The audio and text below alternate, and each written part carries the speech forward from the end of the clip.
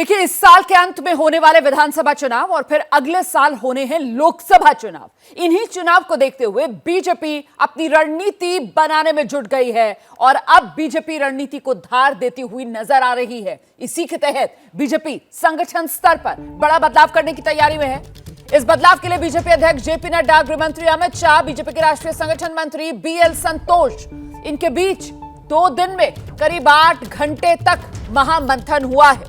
पहले 3 घंटे की बैठक, फिर अगले दिन 5 घंटे की बैठक, मतलब 2 दिन में 8 घंटे का यह महामंथन, जिसमें फेरबदल को लेकर बताया जा रहा है, चर्चा हुई है। जिसके बाद कई राज्यों के प्रभारी, यहां तक कि राज्यों के बीजेपी प्रदेश अध्यक्ष भी बदले जा सकते हैं। बीजेपी की केंद्रीय टीम में भी फेरबदल देखने को मिल सकता है। ये इस वक्त की बड़ी खबर है। हम सीधे आपको लेकर चलते हैं। मेरे साथ मेरे सहयोगी नीरज पांडे इस वक्त मौजूद है। नीरज, सुगबुगाहट क्या है, जरा विस्तार से बताइए। किस तरीके के फेरबदल करने की तैयारी में बीजेपी चुनाव के मद्देनजर?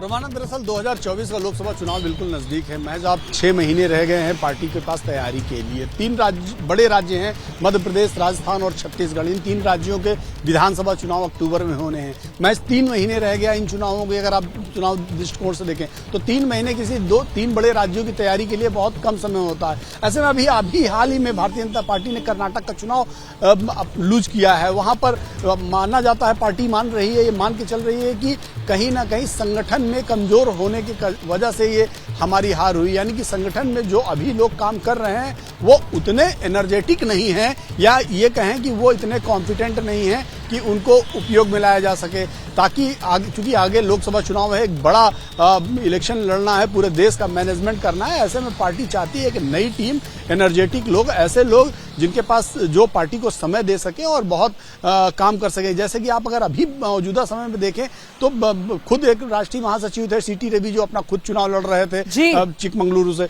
तो उनके पास समय नहीं था। डी पुंदेश्वरी को अलग लगाया गया था। तो ऐसे तमाम महासचिव और सचिव स्तर पर नेता हैं। कोषाध्यक्ष पद आप देखें तो बिल्कुल खाली जैसा ही है। तो कहने का मतलब पार्टी के पास अभी बहुत सारे वैकेंट पद भी हैं। दूसरी बात, कई राज्यों में ऐसे प्रदेश अध्यक्ष हैं जिनका कार्यकाल पूरा हो गया है लेकिन वो एक्सटेंशन पे चल रहे हैं। प्रभारी कई राज्यों के ऐसे हैं जो लंबे समय से काम कर रहे हैं, जो प्रभावशाली साबित नहीं हो पा रहे हैं। तो ऐसे में भारतीय जनता पार्टी ने पूरे संगठन को रिवैम्प करने का प्लान तैयार किया। इसीलिए पिछले 2 दिनों में अगर आप देखें तो गृह मंत्री अमित शाह, जेपी नड्डा और बीएल संतोष, जो तीनों पार्टी के प्रमुख नेता हैं, तीनों लोगों की लंबे समय तक मीटिंग हुई। परसों रात में अगर आप देखें तो रात में करीब 3 घंटे बैठक हुई, कल 5 घंटे के आसपास बैठक हुई, और कुल मिलाकर 8 घंटे का ये महामंथन। नीरज, मैं लौटूंगी आपके पास। तो कुल मिलाकर संगठन को मजबूत किस तरीके से किया जाए, इसी को लेकर ये महामंथन चला है। जैसे ही घड़ी का काटा दोपहर 2:30 पे आए, बबीता जी का दिल सास बहू साजिश के लिए मचल जाए। और ये है इनकी बहू, पूरे दिन ऑफिस की टेंशन हो जाए गॉन जब ये करें अपना फेवरेट शो फ्री टाइम पे ऑन। इनकी तरह आप भी देखें अपना फेवरेट शो अपने टाइम पर और डाउनलोड कीजिए एबीपी लाइव ऐप अपने स्मार्ट टीवी पर।